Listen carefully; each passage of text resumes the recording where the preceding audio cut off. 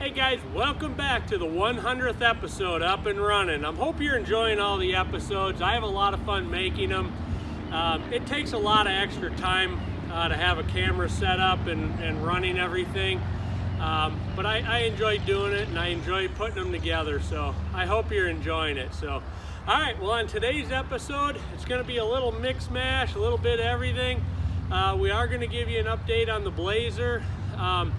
Ed's been working on trim a little bit. He hasn't made a ton of progress, and in all honesty, he hasn't been working on it a lot either, so there's other things that are coming first. So anyway, be sure to hit the subscribe button, ring the bell right next to it for the notifications, and click the like button. Be sure to tell your friends. Like I said, I really enjoy doing this, and you know, I'm sure there's a lot more people out there who would enjoy it. All right, so Ed's gonna paint the bottom of this hood, and we need to figure out how these were painted from the factory. You know, we're just gonna make sure if they were only, you know, painted so far in, or if the whole hood was painted, or if it varied from plant to plant or what. So we're gonna go take a look and see the way some of the other ones were done. We're gonna go back to the old standby Blazer. Now this one I know has been painted because you can see they got in an accident. There's a little booger there. I'm thinking of the 80s. Go ahead and lift. Okay, so this one got painted. That color. It's got that hole too out into that the we were hood. talking about. Yeah. This one's gone obviously because of the ding. Let's look at this one here real quick.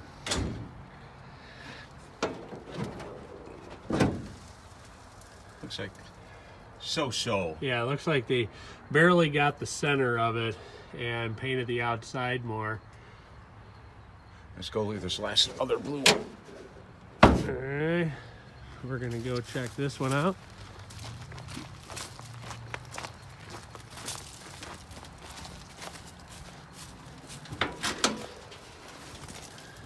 Huh. This one, the whole underside is painted, so they're all a little bit different. I guess it depends which plant they were done in and who did them. And Look at the mark, 38, whoever that was. yeah. And they do have these factory little holes for some reason. I don't know what it is. Yeah, I don't know. That's interesting. So what I'll do is I'll just go a little further in because my... Now, is that some insulator tabs or what? Yeah. I oiled that Chevy one. Yeah. And it just is butter. Yeah. So I got to do this one. That's the way they were when they were new. I remember that. So I guess we'll go do that one. We'll paint the bottom. All right, I wasn't able to get this film, but Ed painted the bottom side of the hood, so that looks awesome. So now we can go ahead and put a little bit more together on the Blazer.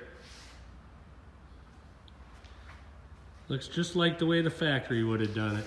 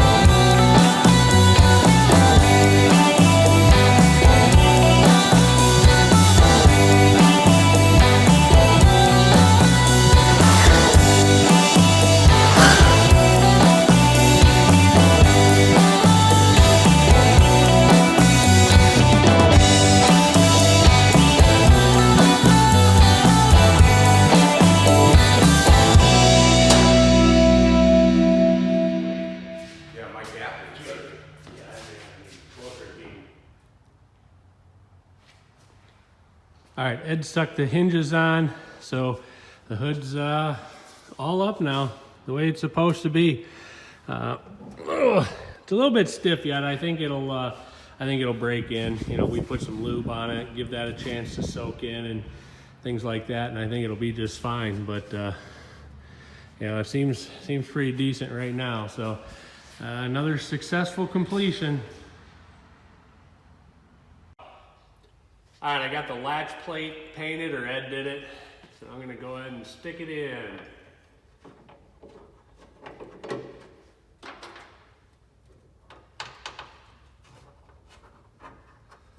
This is what holds the hood down into the core support.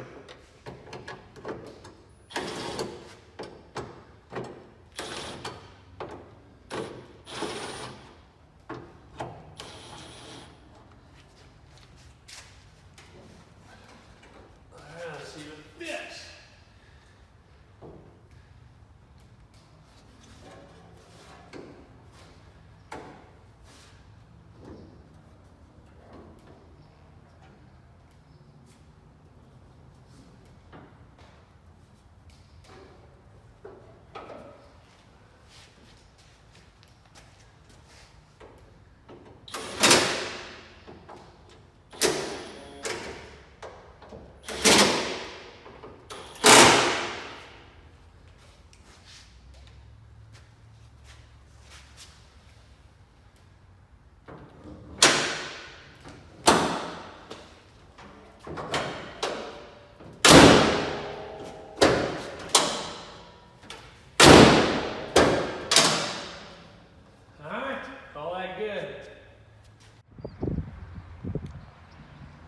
I noticed when I rolled in here this morning, there's another Blazer out here.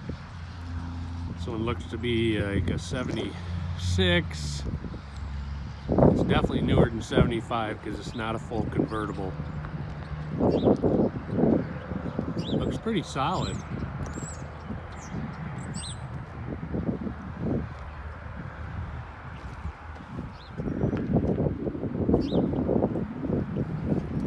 I knew he was getting this. He traded something for it.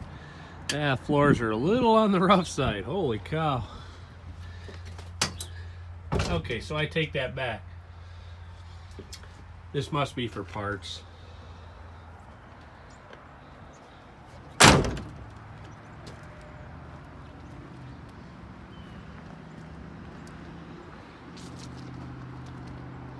Looks like the hood's pretty good from what I can see.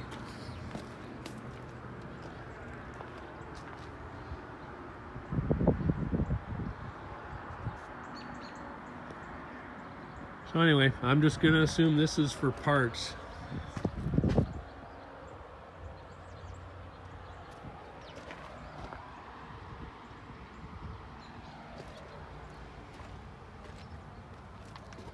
Yeah, the more I look at this, there's rust everywhere on it.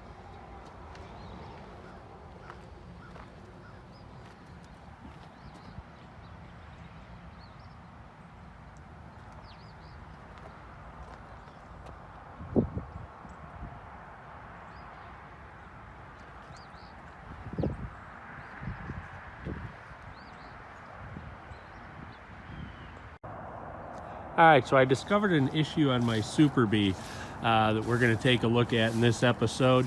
I was driving it along one day, and all of a sudden the RPMs just went up. It was like it came out of gear, and I thought, what the heck, did the trans just go out on it? And after looking at it a little bit, what I discovered is that I think the shift linkage just slipped in the car, and what actually happened is it came out of drive and just went into neutral. And here's what I'm talking about. Let me start it up for you.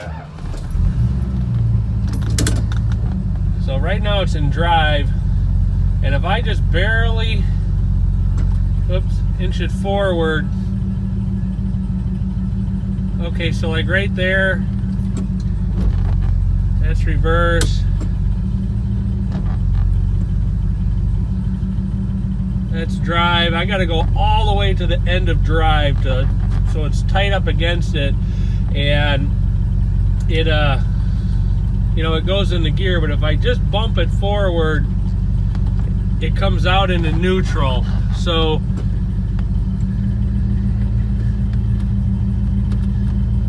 and actually sometimes if I even am in neutral and I push it forward, it actually goes into reverse. It didn't do it right now, but it's like right on the edge of it. Right there. It's still in the neutral gear, but it went into reverse. So I think what happened is somehow the linkage slipped a little bit, and so I'm just going to throw it up in the air and adjust it. You know, what I think the root cause of the whole thing is that I let my wife drive the car the other day, so that's pretty much, I think, what happened. So let's put this up on the lift and take a look at it. Alright, so that's where the shift linkage mounts to the transmission. That's where the rod comes through the floor, right in the center there. And then that's the arm that, let me jump over here, it's a little hard to see, makes the movement on the transmission. When that lever is all the way back, I'm referring to that one right there, that's park. So that's the nut that you see there that we need to, I'm just going to crack it loose and see if anything moves a little bit. Let me see if I can see it any better from up here. But there you can kind of see it, the rod's coming through it kind of in the center. So that's the adjustment that I need to make. I'm going to try to pull the rod forward just slightly, and that should help our issue. So let me see if I can do that.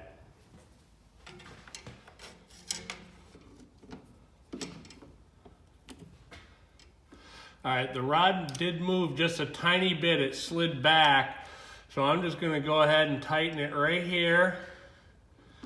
And we'll give that a try and see if that was the issue. I'm suspecting that's all it is just that move just slightly. It's just a, bolt with a, that pushes up against the rod. So it's not the best connection in the world. So anyway, let's see if that fixed it. All right, I left the car up off the ground just a little bit. That way I can see if the tires are turning. So let's go inside the car and see if this helped.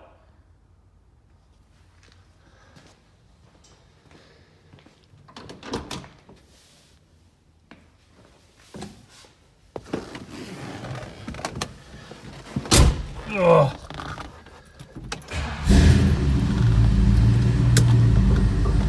All right, it went into reverse. It went into neutral. It went into drive, and it felt like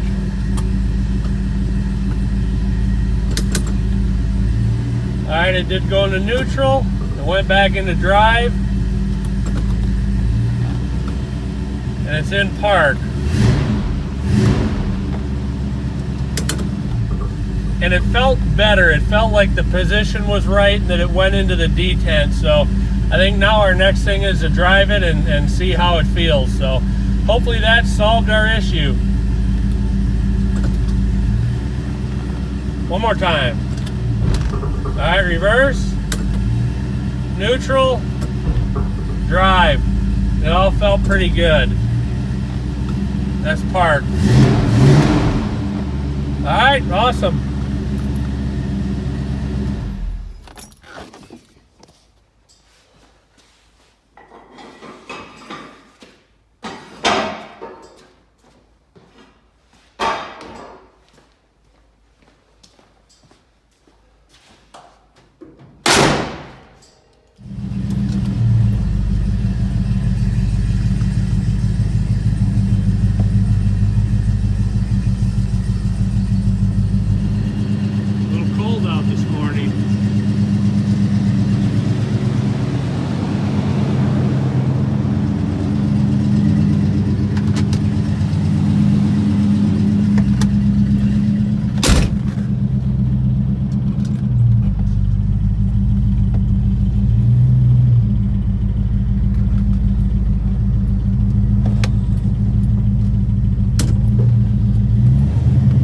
It feels better. It feels like we're in the detents now.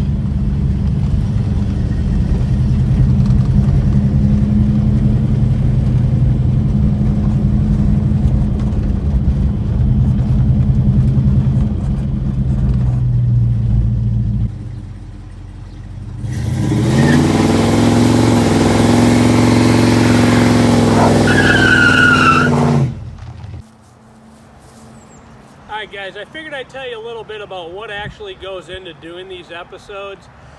Basically, you know, every shot you have to like set it up, think about it, think about what you're doing.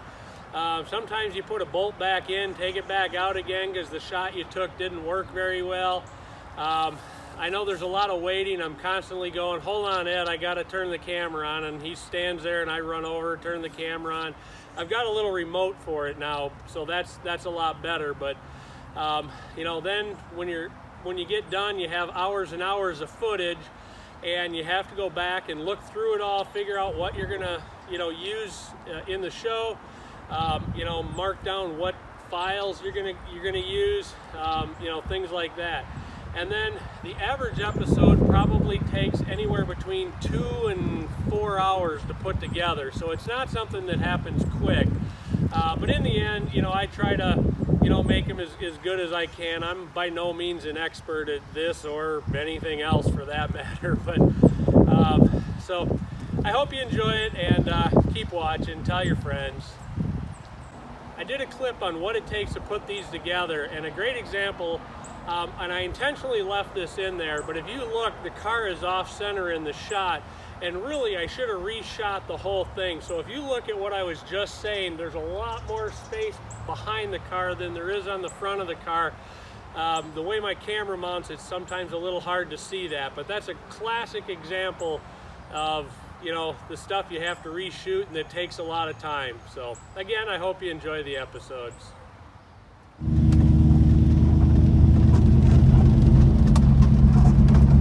That's where the throttle stuck on the Super Bee earlier today. Alright guys, that's going to wrap it up for the 100th episode of Up and Running. Thanks for watching. I hope you enjoyed it. Be sure to come back next time. Who knows what we'll work on? I never know.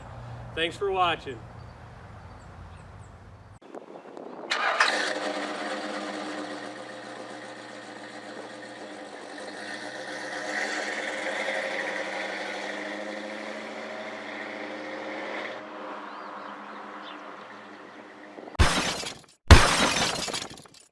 All right, we got the latch plate. Blah, can't talk. I figured I'd.